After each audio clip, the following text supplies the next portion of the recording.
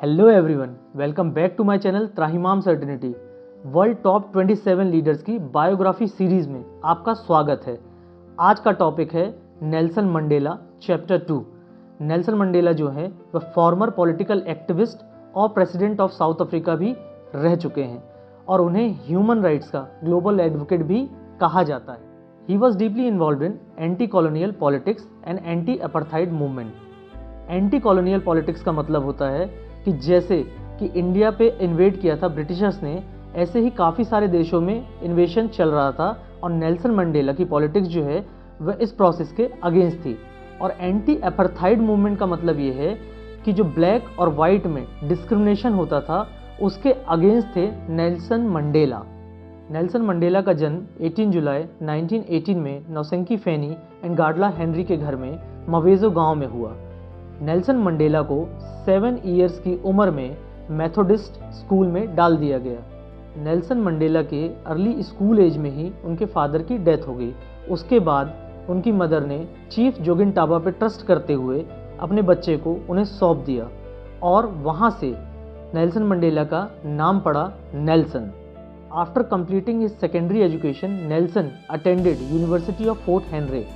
वहाँ पर उन्होंने काफ़ी सारे पॉलिटिकल मूवमेंट में इन्वॉल्वमेंट दिखाई और वह स्टूडेंट काउंसिल के रिप्रेजेंटेटिव भी रहे। बाद में जाकर उन्हें डिग्री देने से रोका गया, लेकिन काफ़ी सारे बायकॉट मूवमेंट और पॉलिटिकल एजेंडा के बाद उन्हें डिग्री दे दी गई। ईयर 1941 में नेल्सन मंडेला जोहानसबर्ग मूव कर जाते हैं। वहाँ पर वॉल्टर सिस्लू के अंडर काम करते हैं, जो कि एक अफ्रीकन नेशनल कांग्रेस एक्टिविस्ट थे। After completing his graduation from correspondence in 1943, Mandela ने यूनिवर्सिटी ऑफ विटवाटरस्टैंड में इनरोल किया, जो कि एक लॉ यूनिवर्सिटी थी। साथ ही साथ ANC पार्टी ज्वाइन की अंडर द इन्फ्लुएंस ऑफ सिस्लू। इसके बाद आता है ईयर 1958, जब नेल्सन मंडेला ANYCL के प्रेसिडेंट चुने गए। नेल्सन मंडेला ने इसके बाद डिफियांस कैंपेन चलाया, जो कि अपार्थाइड के खिलाफ था, लेकिन उस समय की गवर्नमेंट ने इसे काउंटर करते हुए मास अरेस्ट अप्रूव कर दिए और साथ ही साथ मार्शल लॉ लगा दिया। इसके साथ ही साथ उस समय के लीडर JP मार्क्स और ANU के प्रेसिडेंट को पब्लिक अपीयरेंस से बैन कर दिया गया, जिसके कारण नेल्सन मंडेला को सक्सेसर बनाते हुए प्रेसिडेंट ऑफ ANC बना दिया गया।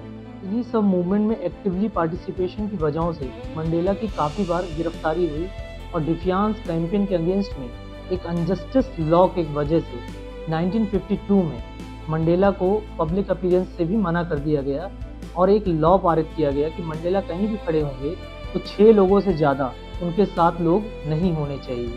1962 में मंडेला अगेन गिरफ्तार होते हैं और उन्होंने कोर्ट में एक स्पीच दी, जो कि बहुत फेमस हुई कि मैं एंटी अपार्थाइड मूवमेंट के खिलाफ लड़ता रहूँगा, चाहे उसमें मेरी जान ही क्यों न चली जाए।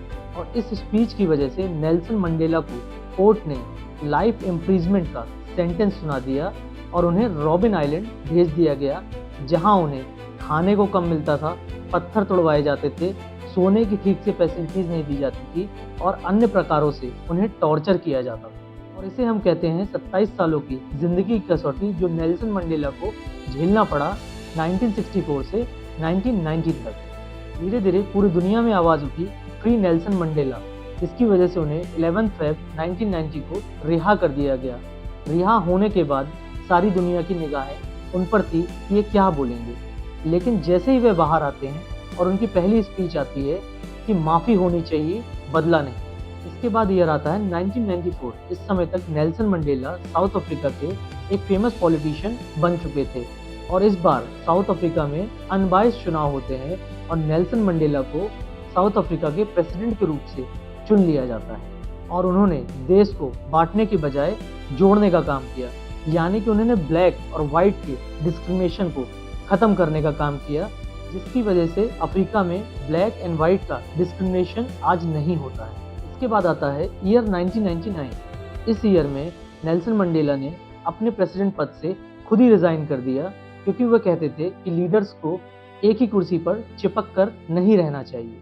इसके बाद 5 दिसंबर 2013 में 93 ईयर्स की एज में नेल्सन मंडेला की डेथ हो जाती है लंग इन्फेक्शन के कारण। लेजेंड्स कभी मरते नहीं। नेल्सन मंडेला का कहना था, एजुकेशन एक पावरफुल वेपन है जिससे आप दुनिया को बदल सकते हैं। एक गांव का लड़का 27 साल का कैदी और फिर बनता है राष्ट्रपति। यह सबूत है, हिम्मत जीतती है, माफी जीतती है। अगर आपको मेरा ये सीरीज पसंद आ रही है तो do like, share and subscribe. फिर हाजिर होंगे एक और इंटरेस्टिंग लीडर के साथ।